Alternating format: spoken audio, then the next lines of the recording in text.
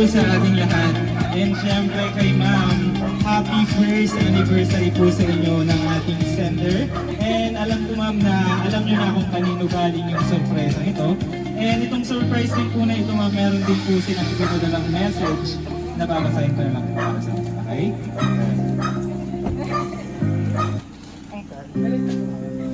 Basahin ko lang po yung message niya. Bahay at kayamanan ay minamana sa magulang.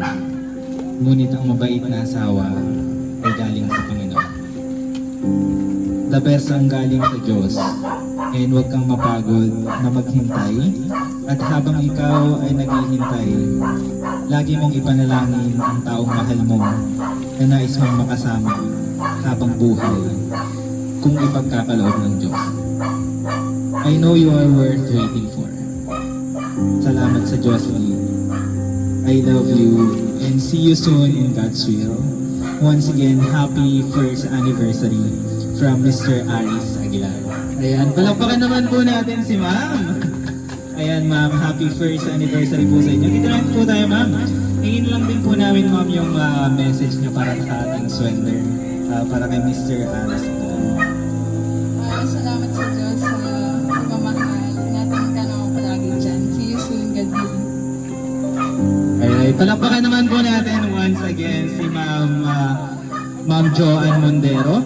And ma'am, ganito na lang po, meron din po tayong cake na nakahanda dyan. Ang gagawin nyo lang po is i-blow nyo lang po yung cake, okay?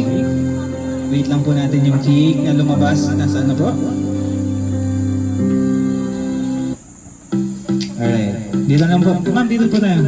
Ayan, sa gitna na lang ma'am. Alright, and at the count of 3, wish na lang po muna kayo mamaya. At the count of 3, i-blow nyo po yung candle, okay? Okay na ba? Alright, in 1, 2, 3, blow the candle. Ayan, once again, happy first anniversary po sa inyo ni Mr. Aris Aguilar. And picture na lang po kayo ma'am dito po sa gitna.